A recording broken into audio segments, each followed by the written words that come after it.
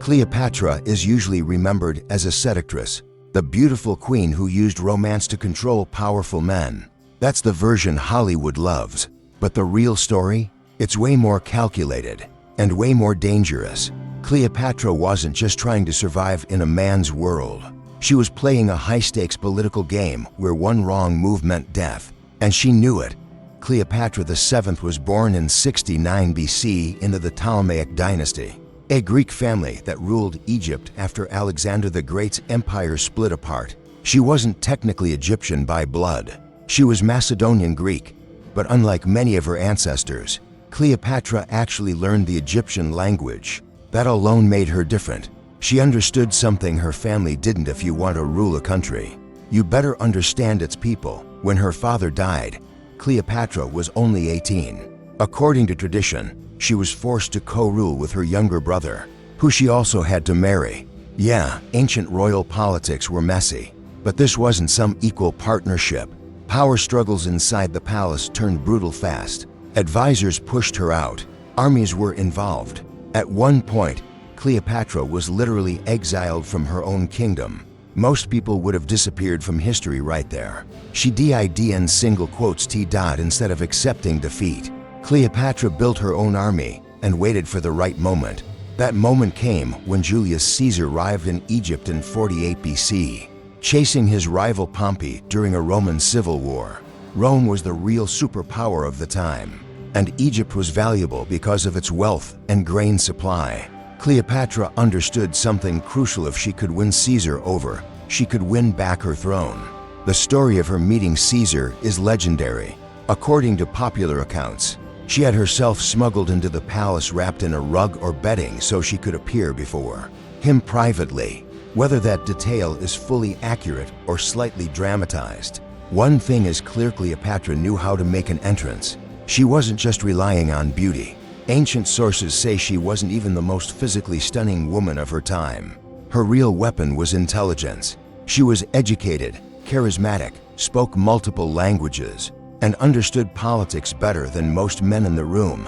Caesar backed her claim to the throne, and after a short but violent conflict, Cleopatra regained power. She became not just queen, but Rome's ally. She later gave birth to a son, Caesarion, claiming he was Caesar's child. That claim alone was explosive. If true, it tied Egypt directly into Rome's future leadership. But before anything could fully play out, Julius Caesar was assassinated in 44 BC. And just like that, Cleopatra's strongest ally was gone. Now Rome was unstable again. Power shifted to Mark Antony and Octavian, Caesar's adopted heir. Cleopatra aligned herself with Mark Antony, and together they formed both a political and romantic alliance. This is where the narrative often gets oversimplified. People like to say she seduced Antony, but think about it: Antony was a powerful Roman general with ambitions of his own. Their relationship was strategic on both sides. They needed each other. Cleopatra needed military backing. Antony needed Egypt's wealth. For a while, it worked. They ruled their territories with confidence and even had children together. But in Rome, Octavian saw an opportunity. He framed Antony as weak, claiming he had been manipulated by a foreign queen. Roman propaganda painted Cleopatra as a dangerous temptress trying to control Rome itself. It was brilliant messaging. Instead of making it a civil war between Roman leaders, Octavian turned it into a war against an outsider. In 31 BC, their forces clashed at the Battle of Actium. It was a naval showdown that would decide the future of the Mediterranean. Cleopatra's fleet was powerful, but Octavian's strategy was stronger. When the battle turned chaotic, Cleopatra's ships retreated. Antony followed her. That moment shattered their position. Within a year, Octavian invaded Egypt. Antony, believing Cleopatra had betrayed him, reportedly took his own life.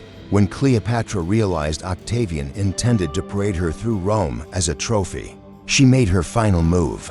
According to tradition, she chose death over humiliation, allowing herself to be bitten by an asp, a venomous snake. Whether it was truly a snake or another form of poison, historians still debate. But what's undeniable is this: she controlled the ending. With Cleopatra's death in 30 BC, Egypt fell under Roman control. It was the end of the Ptolemaic dynasty and the end of Egypt as an independent kingdom. Octavian became Augustus, Rome's first emperor, and the Roman Empire officially began. Cleopatra's defeat didn't just end her reign, it reshaped world history. The untold truth about Cleopatra isn't that she was a seductress who used men. It's that she was one of the most politically skilled rulers of her time, navigating alliances between global superpowers while constantly under threat. She ruled for over 20 years in a system designed to remove women from power. She spoke multiple languages, managed an economy, commanded fleets, and negotiated directly with Rome's most dangerous leaders. History, written mostly by her enemies, reduced her to romance and drama.